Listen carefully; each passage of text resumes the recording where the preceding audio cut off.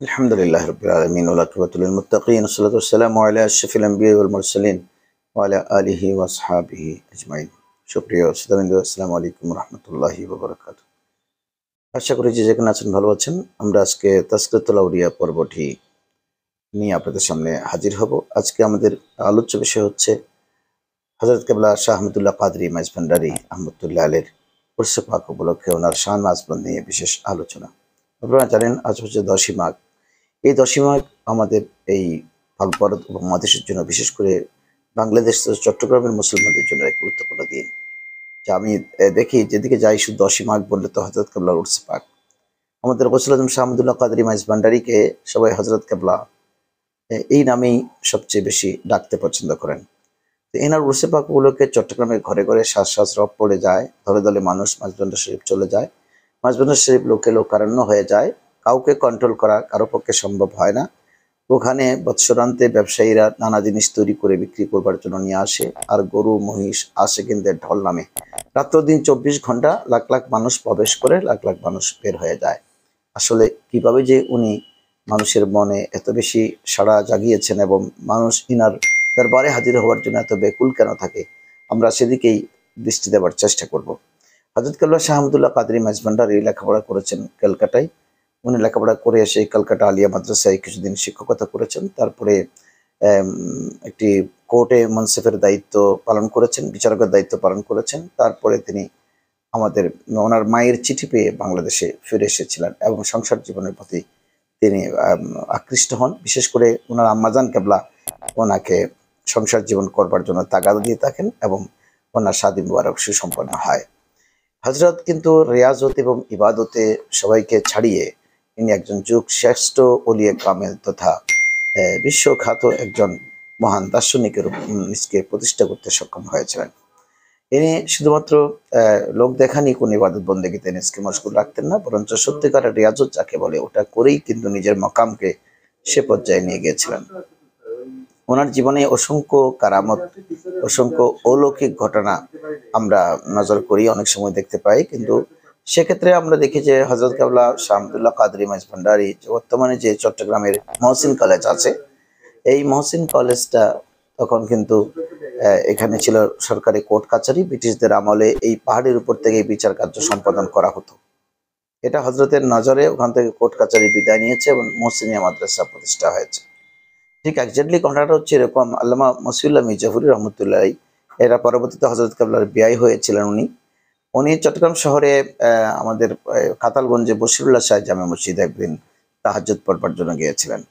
তাহাজ্জুদ পড়বার জন্য যখন ভিতরে প্রবেশ করলেন, তখন দেখলেন যে এক লোক ইবাদতে মশগুল, রিয়াজতে মশগুল, এনার আপাদ মস্তক চাদর দিয়ে ঢেকে রেখেছেন।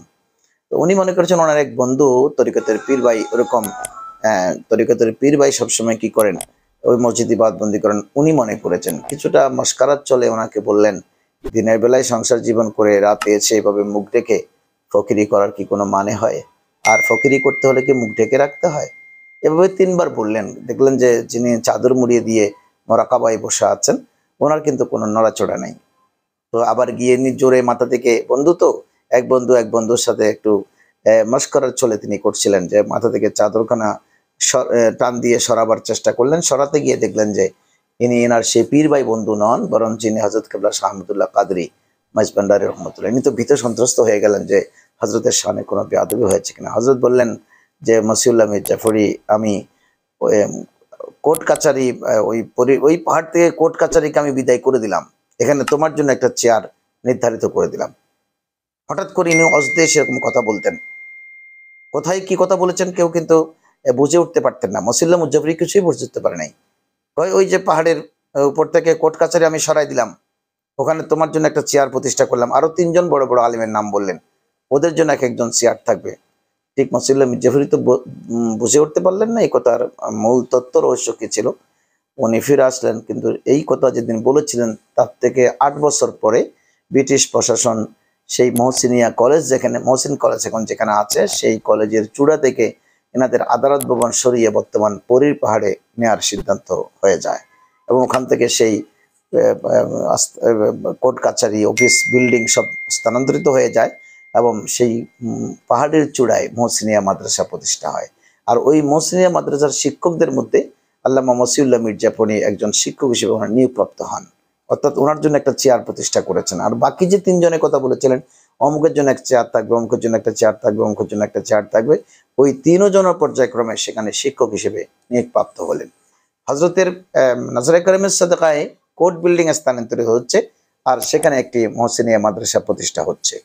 এইভাবে ঠিক একজাক্টলি ওনার জীবনে অনেকগুলো আমরা অলৌকিক কাণ্ড, অনেক কারামত ওনার জীবনের অনেক কিছু আমরা দেখতে পাই। উনি তো আসলে যখন মা ওনাকে বিয়ে শাদী করিয়ে দিয়েছিলেন তখন কিন্তু এনার ঘরে দরিদ্রতা এসেছিল, ইনি একেবারে অভাব অনটনের শেষ পর্যায়ে নিজে পতিত হয়েছিলেন এবং ধৈর্য ধারণ করেছিলেন। ফুতুহাত যখন শুরু হচ্ছে, মা সেক্ষেত্রে মা কিন্তু ওনাকে তাগাদা দিচ্ছে যে আমাদের ছনের সামনে ঘরটি একেবারে নড়বড়ে অবস্থা, যে কোনো দিন পড়ে যেতে পারে, তুমি কিছু মানুষজন দাওয়াত দিয়ে এটা আবার রিপেয়ারিং করবার জন্য উদ্যোগ গ্রহণ করো। হযরত কেবলা মায়ের নির্দেশনা পালন করতে গিয়ে কয়েকজন মেহমান দাওয়াত দিলেন, মিস্ত্রি দাওয়াত দিলেন, যারা ঘরটাকে রিপেয়ার করে দেবে, নাহলে কিন্তু পানি এবার বর্ষায় এক ফোঁটা পানিও বাইরে পড়বে না, সবটুকুন ভিতরে পড়বে। ফুতুহাত শুরু হচ্ছে সেদিন থেকে। মানুষ তার আগে তাকে ফকির মৌলভী হিসেবে চিনতেন, মানুষ তাকে বুঝতে পারতেন না। আসলে তিনি ছিলেন সৈয়দ জাদা। এনার পূর্বপুরুষরা মদিনা শরীফ হতে বাগদাদ হয়ে ভারতের দিল্লি হয়ে বাংলাদেশে এসেছিলেন। বিশেষ করে ওনার দাদাজান কেবলা পটিয়াতে আস্তানা গড়েছিলেন এবং ইনার বাবাজান হজরতে মতিউল্লাহ রহমতুল্লাহ আলাই মাইজভান্ডার গ্রামে অবস্থান করেছিলেন। এনার সত্যিকার অর্থে সৈয়দ জাদা ছিলেন রসুল করিম সাল্লাল্লাহু আলাইহি ওয়াসাল্লামের বংশধরের উজ্জ্বল প্রদীপ ছিলেন। তো হজরত কেবলা যখন বললেন ঘর ছাউনি দেবার জন্য, ইনি মিস্ত্রি দাওয়াত দিয়ে দিয়েছেন, ওরা এসে সকাল থেকে কাজ শুরু করেছেন। এখন দুপুরে তো ওনাদেরকে খাওয়াতে হবে। আম্মাজান কিন্তু ছটফট করছেন, বাজারে কিন্তু ঘরে কিন্তু কিচ্ছু নেই, ঘরে চাল ডাল নুন মরিচ মশলা কোনো কিছু নেই যে মেহমানকে একবেলা হয়তো শাক ভাত বা মাছ ভাত খাওয়াতে পারবেন। এ নিয়ে ইনি খুব বেশি টেনশন করতেছিলেন যে আল্লাহ কি হবে, এতগুলো মানুষকে দাওয়াত দিয়েছে। কারণ যারা সৈয়দ জাদি বা সৈয়দ জাদা, এনাদের করে মেহমান আসবে, মেহমান কিছু না খেয়ে যাবে, এটা ইনারা কোনোদিন ইনাদের দস্তুর ছিল না। কারণ এরা তো রসুল পাক সাল্লাল্লাহু আলাইহি ওয়াসাল্লামের আওলাদে পাক, আল্লাহ রাসূলের দরবারে সব নিয়ম কানুন এনাদের ঘরে কিন্তু পরিস্ফুটিত হতো। তাই তিনি পেরেশানিতে আছেন, পায়চারি করছিলেন। হঠাৎ করে হযরত কেবলা একেবারে দুপুর হয়ে গেছে, এখনো কিন্তু পাক শাক হয়নি। হযরত কেবলা মেহমানদেরকে বললেন, আপনারা ঘরের চাল থেকে নামুন, হাত মুখ ধুয়ে নামাজ পড়ে নেন, নামাজের পরে আপনারা রেডি হয়ে খাবার জন্য আসেন, ঘরে চলে আসুন। ওনার আম্মাজান আড়াল থেকে শুনে চিন্তা করতেছে আজকে কোন মুসিবতে পড়লাম, তাকে ঘর ঠিক করতে বলে তো আমি আরেক বিপদে পড়লাম। ইনি ঘর ঠিক করবার জন্য মেহমান দাওয়াত দিয়েছেন, আর ইনাদেরকে বলতেছেন গোসল করে নামাজ পড়ে খেতে চলে আসবার জন্য। আমি তো কিন্তু উনুনে এখনো ডেক্সি বসাই নেই, ঘরে তো এক মুষ্টি চাল নাই যেটা তাদের জন্য মেহমানদারি করতে পারি, কিন্তু হজরতকে দাওয়াত দিয়ে দিয়েছেন। ঠিক যখন মেহমানরা গোসল করে আসতে শুরু করলেন, এক লোক দুই কাঁধের মধ্যে দুই পাশে ভার বহন করে দুইটা বড় বড় চট্টগ্রাম ভাষায় লাই বলে দুই খাঁচিতে পোলাও বিরিয়ানি মুরগির রোস্ট নিয়ে ওনার বাড়িতে হাজির হলেন। যে হযরত কেবলার ঘর কোনটা, বড় মৌলানা সাহেবের ঘর কোনটা, ফকির মৌলভী সাহেবের ঘর কোনটা খুঁজতেছিলেন। লোকজন দেখিয়ে দিলেন যে আমাদের ফকির মৌলভী সাহেব, বড় মৌলানা সাহেব তো শাহ আহমদুল্লাহ কাদরি, এনার ঘর এটা। তখন উনি তার সাথে দেখা করলেন, দেখা করে বললেন, হুজুর অনেকদিন পর্যন্ত আমার একটা মান্যত ছিল যে আমি আপনার বাড়িতে কিছু খাবার দাবার পাক করে নিয়ে আসবো, আজকে ফুরসত হয়েছে, আমি আজকে দুপুরে সেটা নিয়ে এসেছি। এই যে ইনি মুরগির রোস্ট পোলাও এগুলো নিয়ে আসলেন, মাজানকে উনি বলেছেন যে মেহমানরা তো মসজিদ থেকে চলে আসতেছে, মা আপনি তো ভাত পাক করেন নাই, কোনো টেনশন নেই, আমাদের জন্য খানা এসে গেছে, আপনি তাদের সামনে তা পরিবেশন করেন। সেদিন থেকে হযরত কেবলার ফুতুহাত কিন্তু প্রকাশিত হতে শুরু করলো। ইনি নিজের ঘরের মেম্বাররা এবং মেহমানরা খাবার পরে এক মুষ্টি ভাত কিন্তু আগামী অক্তের জন্য রেখে দেননি, বলেছেন পাড়াপড়শিকে আপনি বিলাইয়া দেন, মাকে বললেন আশেপাশের লোকজনকে দিয়ে দেন। এই জন্য মাঝভান্ডারী দর্শনের তথা তরিকত দর্শনের অন্যতম একটা শিক্ষা হচ্ছে যে মানুষের জন্য সবসময় লঙ্গরখানার ব্যবস্থা করা। অর্থাৎ আমাদের বাড়িতে যে মেহমান আসবেন তাদেরকে আপনি খাওয়াতে থাকুন, কোনো কিছু আগামী দিনের জন্য সংরক্ষণ করা চলবে না। কিন্তু পর্যায়ক্রমে সে দর্শন থেকে সরে গেলে এটা তো আমাদের দোষ না। দর্শন থেকে যারা সরে গেছে তারা সেই নিয়ামতটা পাবে না। হযরত কেবলার দর্শন হচ্ছে কোনটা, যে আমার বাড়িতে মেহমান আসবে, উনি যতটুকুন আছেন অতটুকুন দিয়ে যা পান ওটা খেয়ে যাবেন, চুলা কিন্তু কখনো বন্ধ হবে না। আল্লাহ তাবারক ওয়া তাআলা সেদিন ফুতুহাতের মাধ্যমে ওনার বাড়িতে খাবার দাবার পাঠিয়ে দিয়ে সেই প্রক্রিয়া চালু করেছেন, হাসর তক সেই প্রক্রিয়া থাকবে। অর্থাৎ মাইজভান্ডার শরীফে মানুষ গরু মহিষ ছাগল হাদিয়া তোফা খানা দানা কত কিছু নিয়ে যাচ্ছে, এগুলো কিন্তু হযরত কেবলার মহান ফুতুহাতের অংশ।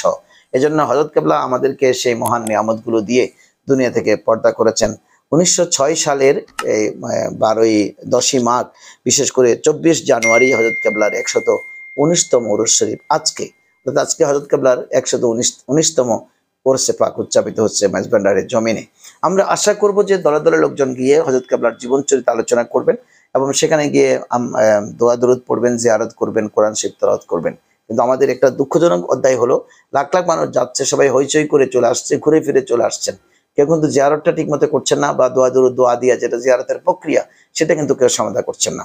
যেদিন এখানে কিন্তু ঢোল তবলা বাদ্য বাজনা, আপনি যদি গান বাজনা বাজাতে থাকেন তাহলে কিন্তু রুহানি জগতের রেজালুল গায়েবরা ওরা বিরক্তি বোধ করে, উরসে পাকে তারা অ্যাটেন্ড করে না। অ্যাটেন্ড না করলে এখানে উরসে পাকে যাওয়ার পিছনে যে হ্যাকমতটা কাজ করে সেটা হলো কি, আমি যখন যাব তখন হজরতের ঊর্ধ্বতন সব মাশায়েখ হজরত, হজরতের নিম্নতম যত খোলাফায়ে আযম এবং হজরতকে যারা ভালোবাসেন রিজালুল গায়েব, ইনারা সবাই কিন্তু প্রেজেন্ট থাকেন। তো আপনি যখন মোনাজাত করে, আপনি যখন জিয়ারত করে মোনাজাত করেন, তারা যদি আমিন বলে আপনার দোয়াটা আল্লাহর দরবারে গ্রান্টেড। কিন্তু আপনি যদি ওরসকে কেন্দ্র করে কোনো শরীয়ত বিরোধী কাজ করেন তাহলে ওই রিজালুল গায়েব, ফেরেশতা বা আল্লাহর নেক বান্দারা সেখানে আগমন করেন না। এই জন্য আমাদের প্রত্যেকটি মানুষকে সে কথা খেয়াল রাখতে হবে, বিশেষ করে মহিলারা যেন সেই উরসে পাকে অ্যাটেন্ড করতে না পারে সেটার বিহিত ব্যবস্থা করতে হবে। কারণ মহিলারা অন্য সময় মাজার জিয়ারত জায়েজ না, এটা ওই বিতর্কে আমি যাচ্ছি না, আমি বলবো জায়েজ। এনারা যদি পর্দা সহকারে যায় অবশ্য জায়েজ, কিন্তু লাখ লাখ মানুষের মাঝে এনাদেরকে আমরা অনুৎসাহিত করব কোনো মহিলা যেন উরসে পাকের দিন মাসজিদ শরীফ গমন না করে। তাহলে কিন্তু আমাদের যে ধাক্কাধাক্কি ঠেলাঠেলি বাতিলরা যে আমাদের বিরুদ্ধে কিছু অভিযোগ, এগুলো কিন্তু আমরা খণ্ডাতে পারবো। হযরত কেবলা যেদিন দুনিয়া থেকে গিয়েছিলেন সেদিন সময় ছিল সোমবার, রাত 1টায় তিনি ইন্তেকাল করেছিলেন এবং গোটা পৃথিবীবাসীকে তিনি জানান দিয়েছেন যে রাসূল করিম সাল্লাল্লাহু আলাইহি ওয়াসাল্লাম আর আলে মুস্তাফার মহান শান ও আজমত কি হতে পারে। গোটা জীবন যাহার কারামতে ভরপুর ছিল, যার প্রতিটি কদম বকদম ইনি রহস্যময় কথাবার্তা বলতেন, যখন যেটা বলতেন সেটা তার পরক্ষণেই কিন্তু পরিস্ফুটিত হতো। মানুষ অনেক সময় বোধগম্য হতো না, ইনার রহস্যময় কথাগুলো মানুষ বুঝতে পারতেন না। এই জন্য আপনি ওনার আরেকটি ওনার কারামত হচ্ছে চট্টগ্রামের রিয়াজউদ্দিন বাজার। আজকে দেখেন হজরতের ইশারায় এই রিয়াজউদ্দিন বাজার কি হয়ে গেল।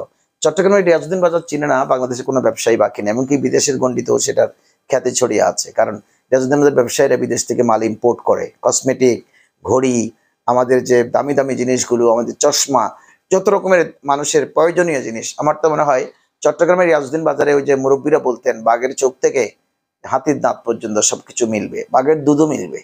এখানে স্বর্ণ থেকে শুরু করে কাপড় পর্যন্ত, সবজির থেকে শুরু করে তরি তরকারি, মাছ মাংস থেকে কোনো কিছুই কিন্তু রিয়াজউদ্দিন বাজারে পাওয়া যাবে না, এটা কোনো মানুষ বলতে পারবে না। এটা কিন্তু হযরত কেবলার দোয়া।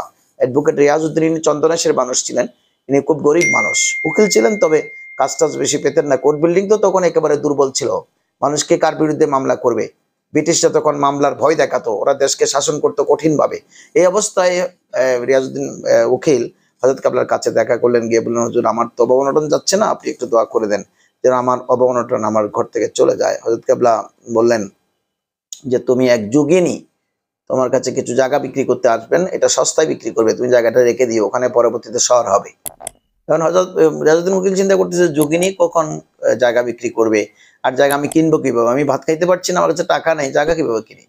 তখন তিনি হযরত কেবলার কথাটা স্মরণে রাখলেন। কিছুদিন পর দেখা যায় এক যোগিনী হিন্দু ভদ্র মহিলা কিছু জায়গা বিক্রি করবার জন্য আসলেন, বললেন যে আমি জায়গাটা বিক্রি করব, আপনি আমাকে যা দেন। ওনার সাথে একটা কথাবার্তা, কারণ ওই রিয়াজউদ্দিন উকিল কিন্তু হযরত কেবলার ইশারা কিন্তু বুঝতে পেরেছেন, কথাবার্তা যেভাবে হয় সেভাবে তিনি কিছু টাকা পয়সা জোগাড় করে ওই যোগিনী থেকে জায়গাটা কিনে ফেললেন। এই কেনার পর থেকে মানে শাঁসা করে উনি উঠতে শুরু করলেন এবং রিয়াজউদ্দিন বাজারের চৌহাট্টির ভিতরে বাংলাদেশের দ্বিতীয় বৃহত্তম সেই বাজার এবং মার্কেট, ওখানে এমন কিছু নাই যেটা আপনি পাবেন না।